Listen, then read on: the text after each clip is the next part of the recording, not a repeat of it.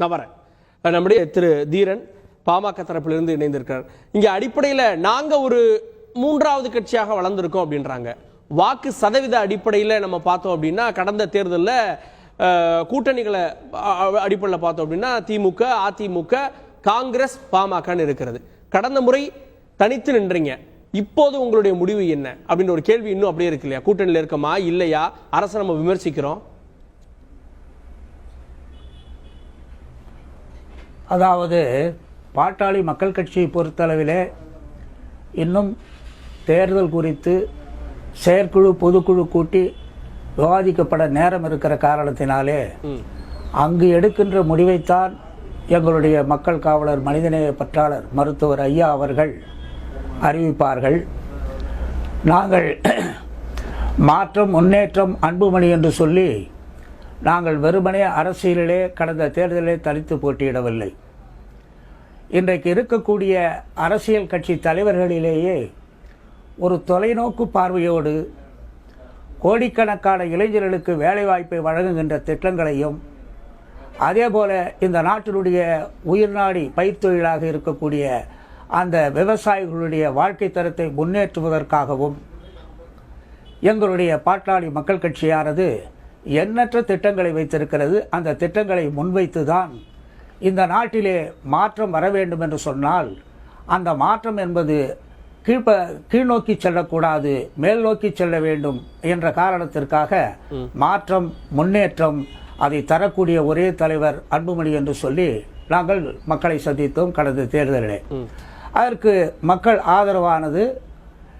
ஒரு சில இடங்களிலே என்ன நினைத்தார்கள் என்று சொன்னால், இவர்கள் தனித்து போட்டியிடுகிறார்களே, எந்த விதமான கூட்டணியும் இல்லாமல் போட்டியிடுகிற பொழுது இவர்கள் வெற்றி பெறுவார்களோ பெறமாட்டார்களோ என்ற ஐயத்தின் காரணமாக அவர்கள் அன்புமணி அவர்களுடைய அந்த கருத்தை சரியாக உள்வாங்கிக் கொள்ளாமல் எப்படிப்பட்ட மாற்றத்தை தருவார் என்பதை நாங்கள் ஒவ்வொரு முறையும் நிரூபித்துக் கொண்டிருக்கிறோம். கொள்கையும் சரி, திட்டங்களும் சரி அப்படியே தானே இருக்கு பேராசிரியர். அப்ப இன்னைக்கும் அந்த கேள்வி உயிர்ப்போடு தானே இல்ல, அது இன்றைக்கும் இருக்கிறது. எங்கள் கையில் அதிகாரம் வரும்பொழுது அவற்றையெல்லாம் எப்படி படிப்படியாக நிறைவேற்றும் என்ற செய்தியெல்லாம் இருக்கிறது. நான் என்ன சொல்ல வருகிறேன் என்று சொன்னால், இன்றைக்கு பாட்டாளி மக்கள் கட்சி மூன்றாவது கட்சியாக வாக்கு பெற்ற பலத்திலே இருந்து நான் சொல்லுகிறேன், எந்த விதமான மாற்றம் அதிலே கிடையாது. நாங்கள் 96 தேர்தலிலேயே தனித்து போட்டியிட்டு 4 எம்எல்ஏக்களை பெற்றிருந்தோம். அன்றைக்கு கூட அனைத்து இந்திய அண்ணா திராவிட முன்னேற்ற கழகமானது அபிஷியல் கேண்டிடேட் 2 பேரும், அதன் பிறகு சுயேட்சையாக வெற்றி பெற்ற 2 பேரையும் சேர்த்துத்தான் பாட்டாளி மக்கள் கட்சிக்கு இணையாக 4 எம்எல்ஏக்களை அவர்கள் பெற்றிருந்தார்கள். ஆக எங்களை பொறுத்தவரை மக்களை நம்பக்கூடியவர்கள், மக்களுக்காக உழைக்கக்கூடியவர்கள், பெயரிலே மட்டுமல்ல உண்மையாகவே மக்களுக்காக பாடுபடுகிற ஒரு பாட்டாளி இயக்கம்தான் பாட்டாளி மக்கள் கட்சி. எனவே அந்த வகையிலே நாங்கள் ஒரு காரணத்தை முன்வைத்து போட்டியிட்டோம் என்று சொன்னால் மக்கள் அதை புரிந்து கொண்டுதான் ஏறத்தாழ 25 லட்சம் வாக்குகளுக்கு மேலாக போட்டிருக்கிறார்கள். அதை மறந்துவிடக்கூடாது. மூன்றாவது பெரிய கட்சியாக அந்த சட்டமன்ற தேர்தலிலே மட்டுமல்ல, அந்த அண்மையிலே நடைபெற்று முடிந்த உள்ளாட்சி தேர்தலிலே கூட நீங்கள் பார்த்தால் எங்கள் கட்சி பாட்டாளி மக்கள் கட்சி தான் 3ஆம் இடத்திலே இருந்து கொண்டிருக்கிறது. ஆக இன்றைக்கு சோதனை கட்டமாக சில பேர்கள் சொல்லலாம். இன்றைக்கு பிறந்தநாள் விழா காணுகிற கமலஹாசன் அவர்களுக்கு, மக்கள் நீதி மைய தலைவர் அவர்களுக்கு நாங்கள் பிறந்தநாள் வாழ்த்துக்களை தெரிவித்துக் கொள்கிறோம். ஆனால் அதே நேரத்திலே களத்திலே நின்று இன்றைக்கு ப்ரூவ்டு லீடர்ஷிப் என்று சொல்லக்கூடிய மூன்றாவது பெரிய கட்சியாக பாட்டாளி மக்கள் கட்சி தான் இருக்கிறது என்பதை நான் தெள்ள தெளிவாக தொலைக்காட்சியின் வாயிலாக தெரிவித்துக் கொள்ள கடமைப்பட்டேன். பேராசிரியர், கூட்டணியிலே தான் இருக்கிறோம். மூன்றாவது கட்சின்னு சொல்றப்போ அது மூன்றாவது அணியா இல்ல ஒருவேளை உள்ளேயே இருப்போமா வெளியே போமான்ற கேள்வி வருது இல்ல? நாங்க தான் மூன்றாவது கட்சி அப்படின்னு சொல்லல. அப்படிலாம் நாங்க இதுவரையில பாட்டாளி மக்கள் கட்சியானது அது மாதிரி ஏதாவது ஒரு பேட்டி கொடுத்திருக்கிறதா அல்லது ஒரு செய்தி வெளியிட்டு இருக்கிறதா? அல்ல. நாங்கள் இன்றைக்கு இருக்கக்கூடிய கூட்டணி கட்சியாக இருக்கின்ற காரணத்தினாலே அரசிடம் சில கோரிக்கைகளை உரிமையோடு ராமதாஸ் அவர்கள் விமர்சிக்கிறார். யாரு? டாக்டர் ராமதாஸ் அவர்கள் அரச கடுமையா விமர்சிக்கிறார்.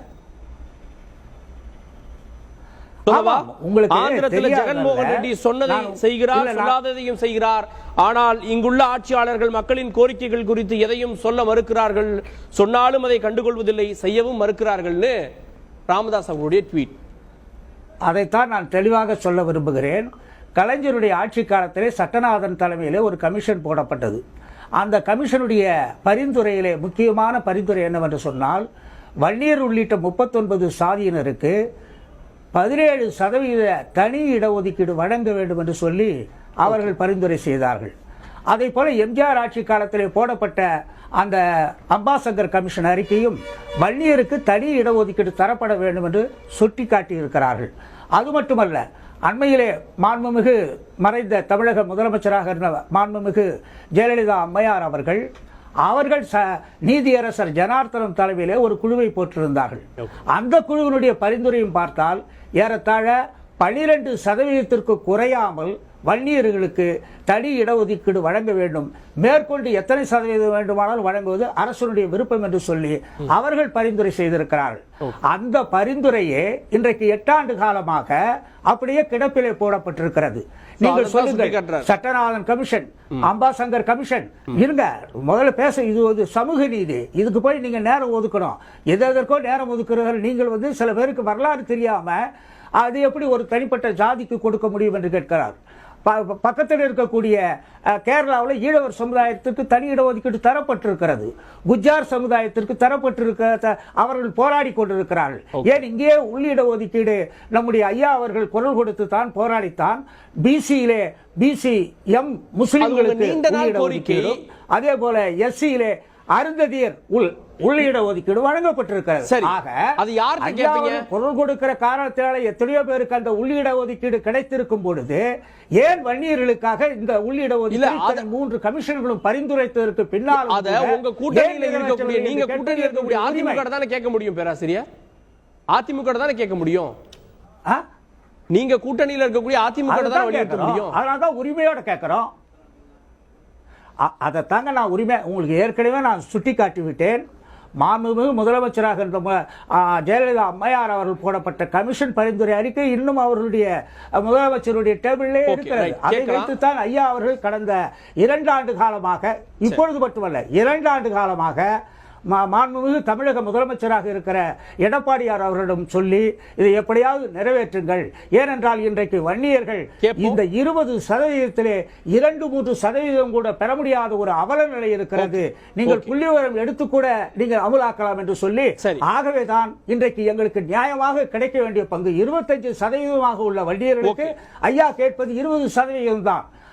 எந்த வகையில தவறாக இருக்க முடியும்? சட்ட ரீதியாகவும் சரி, அரசியலமைப்பு சட்டத்திற்கு உட்பட்டுத்தான் ஐயா அவர்கள் இந்த அரசாங்கத்திடம் தன்னுடைய கோரிக்கை வைக்கிறார்கள்.